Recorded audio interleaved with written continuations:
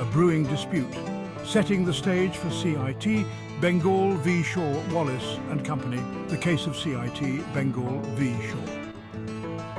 Wallace and Company is a landmark judgment in Indian tax law.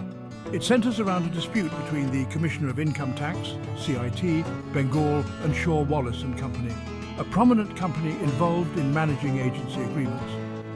The crux was the nature of compensation received by Shaw, Wallace and Company upon termination of its managing agency agreements.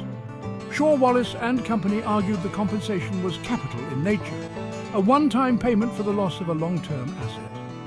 The Income Tax Department contended it was revenue in nature, earned for services rendered.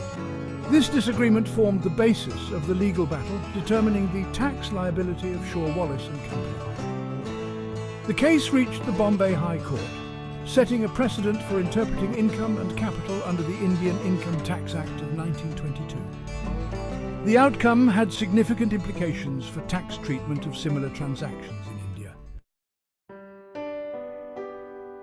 At the heart of CIT, Bengal v. Shaw, Wallace and Company was the question, was the compensation received by the company income or capital? This had far-reaching consequences. The answer determined how the compensation would be taxed, affecting both Shaw, Wallace and Company and the government. The Income Tax Department argued it was income, in line with the company's regular business operations. Shaw, Wallace and Company argued it was capital, focusing on the managing agency rights as valuable assets. They viewed the termination as a loss of a capital asset, not just financial but also strategic. This debate highlighted the often blurry line between income and capital, crucial in legal and financial contexts. The Bombay High Court's ruling would influence future interpretations and applications of tax law in similar scenarios. The Bombay High Court, in a landmark judgment, ruled in favour of Shaw, Wallace and Company. The court held that the compensation received by the company was capital in nature and not taxable as income. The judgment, delivered by Justice George Lowndes, provided a comprehensive analysis of the distinction between capital and income, an analysis that continues to shape Indian tax law today. Justice Lowndes, in his ruling, emphasised the importance of considering the nature of the asset or right for which compensation is received. He observed that Shaw, Wallace and Company's managing agency rights were not merely a source of income, but represented a valuable business structure. These rights, he argued, were akin to a capital asset, and their termination constituted a loss of capital.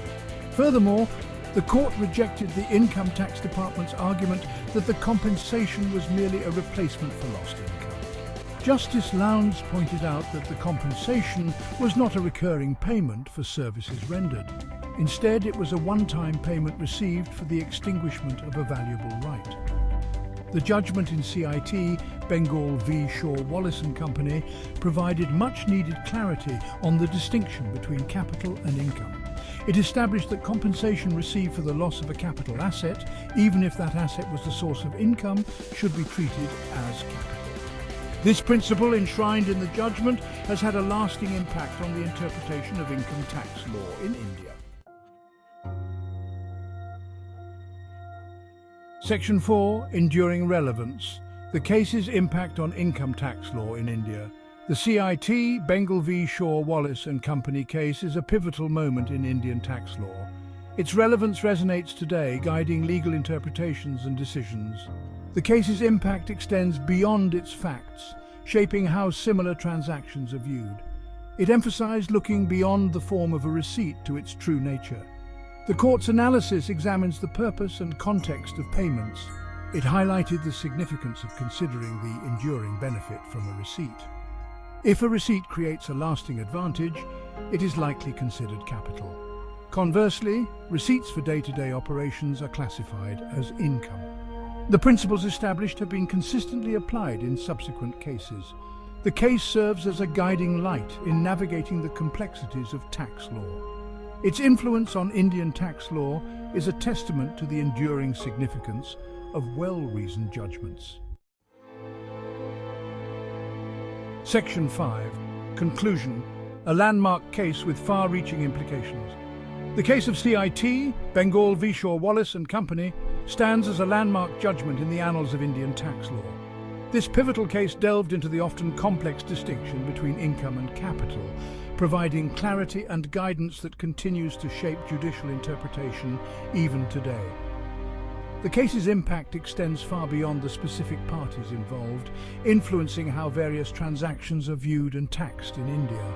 Justice George Lowndes' well-reasoned judgment, emphasizing the need to look beyond the form of a receipt and into its true nature, has become a cornerstone of Indian tax law.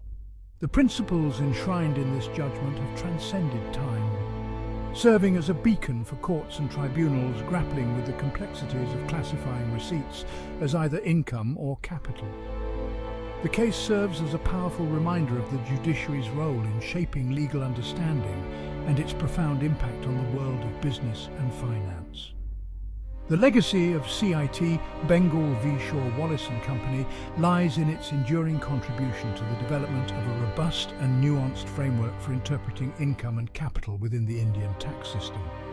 Its impact is a testament to the fact that landmark judgments often transcend the confines of specific cases, shaping the legal landscape for years to come.